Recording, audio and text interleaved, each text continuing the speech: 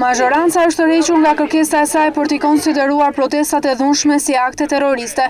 Të djathtë kanë rënë dakord të tërhiqen nga paragrafi 9 neni 230, që përcaktonte si akt terrorist çdo vepër që synon të shkaktojë vdekjen ose plagosjen e civilëve që nuk marrin pjesë aktive në veprimet luftarake në një situatë konflikti të armatosur. Kjo pikë ndezi debate në Komisionin e Ligjeve dhe një ditë më parë, pasi opozita dhe mazhoranca u përplasën në diskutimin nëse veprimet e Gardës në 21 janar ishin apo jo veprime terroriste. Të parashikohet në konvent.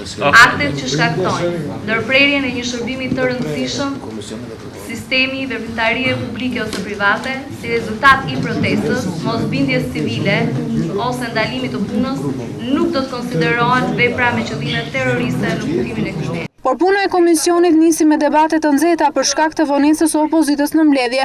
Socialistët u paraqitën rreth 30 minuta me vonesë dhe pas replikave mes palëve, kreu i Komisionit të Ligjeve Ilir Usmali shtyu mbledhjen. Kjo i kushtoi edhe gati një orë tjetër vonesë punës së komisionit.